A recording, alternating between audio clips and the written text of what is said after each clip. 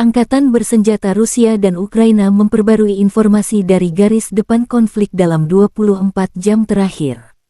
Juru bicara Kementerian Pertahanan Rusia Letnan Jenderal Igor Konasenkov tanggal 5 April melansir terjadi kontak senjata di sejumlah wilayah. Penerbangan operasional taktis dan Angkatan Darat, pasukan rudal dan artileri pasukan Rusia melumpuhkan 89 unit artileri AFO di posisi tembakan, tenaga kerja, dan perangkat keras militer musuh di 112 area juga digempur. Pos Komando dan Observasi Brigadei Mekanik ke-110 dan Brigadei Serangan Udara ke-95 Angkatan Bersenjata Ukraina dihantam di area Lastokino dan Novomihailovka, Republik Rakyat Donetsk. Jet tempur Angkatan Udara Rusia menjatuhkan satu pesawat MiG-29 Angkatan Udara Ukraina di dekat Slidovo, Republik Rakyat Donetsk. Igor Konasenkov melansir secara total, 406 jet tempur dan 228 helikopter, 3.673 kendaraan udara tak berawak drone Angkatan Bersenjata Ukraina dihancurkan. Termasuk 415 sistem rudal pertahanan udara, 8.545 tank dan kendaraan tempur lapis baja lainnya, 1.078 kendaraan tempur yang dilengkapi dengan MLRS, 4.504 meriam dan mortir artileri lapangan, serta 9.302 unit khusus peralatan militer dihancurkan selama operasi militer khusus. Dari kubu terpisah, militer Ukraina merilis Rusia kehilangan 460 prajurit dalam 24 jam terakhir. Termasuk 5 tank, 3 kendaraan lapis baja pengangkut personel serta 4 unit artileri. Secara total, Rusia sudah kehilangan 173.360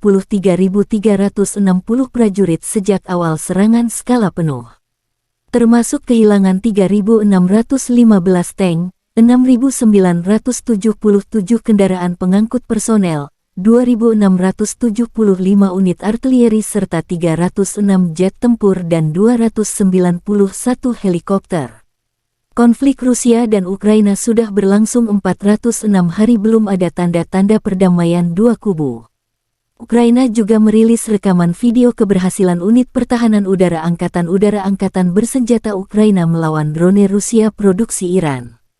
Kerja sempurna dan tidak ada tempat bagi penjajah di sini, demikian keterangan video yang dirilis militer Ukraina.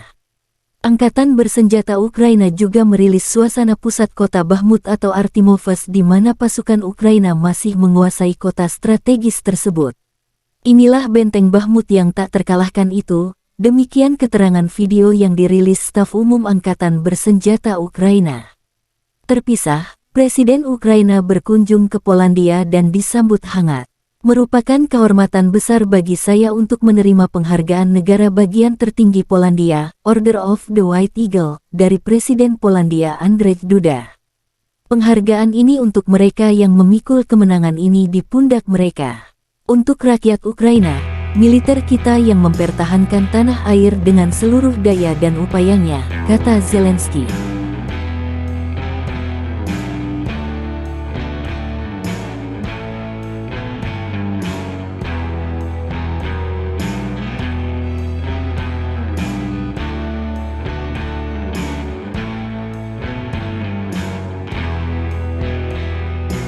Terima kasih sudah nonton, jangan lupa like, subscribe, dan share ya!